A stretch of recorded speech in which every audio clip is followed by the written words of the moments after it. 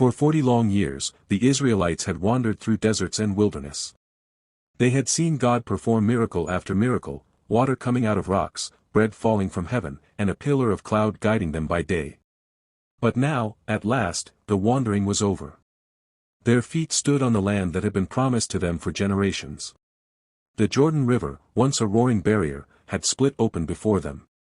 They crossed on dry ground, an unmistakable sign that God was still with them. And at the front of this great nation stood their new leader, Joshua. Joshua wasn't a king or a mighty general. He was a servant who had learned to listen to God's voice, even when it didn't make sense. He had walked beside Moses, seen the Red Sea part, and now it was his turn to lead. Behind Joshua stood a nation of people born in the wilderness, men and women who had never known home, who had grown up with nothing but tents, sand, and faith. They had waited their whole lives for this moment. But ahead of them stood Jericho, a city unlike any other. Its walls were massive, tall enough to touch the clouds, thick enough to stop any army. The gates were reinforced with iron, guarded day and night. People said it was unbeatable. A fortress no one could conquer. And yet, this was where God led them first. To everyone else, Jericho looked like an obstacle. But to God, it was the beginning of a promise fulfilled. Joshua gathered his people and looked toward those towering walls. He didn't see impossibility. He saw an opportunity, a moment to trust. Before moving forward, Joshua secretly sent 2 men to scout the land, especially Jericho. The spies moved under the cover of darkness, slipping quietly into the city. They had no idea that the most unexpected person would become the key to their survival.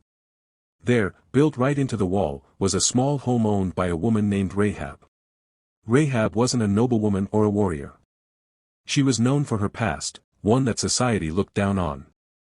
But she was sharp, courageous, and observant. She had heard whispers of Israel's God, the one who split seas, defeated kings, and fed his people in the desert.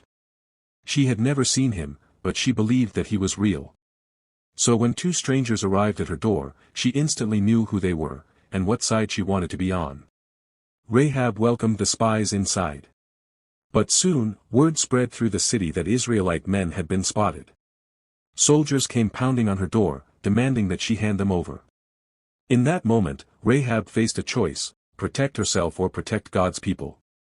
She hid the spies on her rooftop under bundles of flax. When the guards burst in, she calmly told them, yes, they were here, but they've already left. If you hurry, you might still catch them. Once the soldiers were gone, Rahab went to the roof and whispered to the men hiding there. Her voice trembled, but her words were full of faith. I know your God has given you this land, she said. We've heard about how he dried up the Red Sea and gave you victory over mighty kings. Everyone here is terrified because your God, he is the God of heaven and earth. Then she made a simple request: when your army comes, please promise me that you'll spare me and my family. The spies, deeply moved by her courage and belief, gave her a sign, a scarlet cord. Hang this rope from your window, they said. When the city falls, everyone inside this house will be safe. Rahab tied that red cord on her window that very night. It was more than a rope, it was a symbol of her faith, her decision to trust a God she had never met. The spies escaped safely and returned to Joshua with one message that would strengthen every heart: the Lord has already given us the land. When Joshua heard the report, he knew exactly what to do. But the plan God gave him wasn't what anyone expected. There would be no ladders, no battering rams, no weapons of war. Instead, God told Joshua, march around the city once a day for 6 days. Have 7 priests walk ahead of the ark, blowing trumpets made of ram's horns. On the 7th day, march around the city 7 times, then have everyone shout. When you do, the walls will collapse. Imagine hearing that. No battle strategy, no weapons, just walking and waiting. To human ears, it sounded ridiculous. But Joshua didn't question it. He had learned that God's ways don't always make sense, but they always work. So he gathered the priests and the soldiers and explained the plan. Some must have looked confused. Others might have exchanged uneasy glances. But no one argued. They had seen what God could do before. The next morning, as the sun rose, the people of Israel assembled. The priests lifted the Ark of the Covenant, the sacred chest that represented God's presence among them. 7 priests stood before it, each carrying a trumpet. Then, in complete silence except for the haunting sound of the horns, the people began to march. From the top of Jericho's walls, the guards watched in disbelief. No arrows were fired. No siege began. Just thousands of Israelites walking around the city once, and then, leaving. Day 2, the same thing. The people marched, the horns blew, and they went back to camp. By the 3rd day, Jericho's soldiers began to laugh. They shouted insults from the walls, mocking the strange parade below. "Is this your great army?" they jeered. But the Israelites didn't respond. They kept walking. Day after day, they circled the city. Dust rose beneath their feet, and still they said nothing. The only sound was the rhythmic blow of the trumpets, long, deep notes that echoed across the plain. By the 6th day, the laughter on the walls had faded. What once seemed like foolishness now felt unsettling. There was something divine about the quiet discipline of that marching crowd. Fear began to creep into Jericho's heart. Then came the 7th day, the day everything changed. At dawn, the camp stirred earlier than usual. This time, Joshua commanded them to march not once, but 7 times around the city. The priests led the way, the ark followed, and the people moved in perfect unity. Lap after lap, they walked. The sun climbed higher, the heat grew heavier, and still they marched. On the 7th lap, the trumpets lifted once more. The sound was stronger, sharper, filled with power. Joshua turned to his people and shouted, "Now! Shout, for the Lord has given you the city." Thousands of voices erupted at once. It wasn't just noise, it was faith released as sound. The ground trembled. The air vibrated. And then, a deep rumble. A crack. A thunder that seemed to rise from beneath the earth. The walls that had stood for generations began to crumble.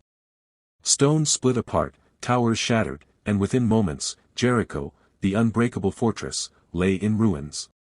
The people of Israel rushed forward, entering the city through the dust and rubble. Victory was complete. But in the middle of the chaos, one home still stood, Rahab's. Her scarlet cord fluttered against the broken wall. Inside, her family clung to one another, waiting in silence. Then, through the smoke, 2 familiar faces appeared, the spies she had once protected. "Rahab," they called. "It's time. Come with us." They led her and her family out of the city to safety, just as they had promised. Rahab's faith had saved her, not just from destruction, but from her past. She was no longer Rahab the outcast. She was Rahab the believer, Rahab the redeemed. When the battle ended, Joshua ordered that Jericho be completely destroyed. Everything valuable, gold, silver, bronze, and iron, was set apart for the Lord. And as the smoke rose into the sky, Joshua declared, "Cursed be the one who tries to rebuild this city. He will lay its foundation at the cost of his firstborn." Jericho's fall sent shockwaves through the land. Every nation around trembled.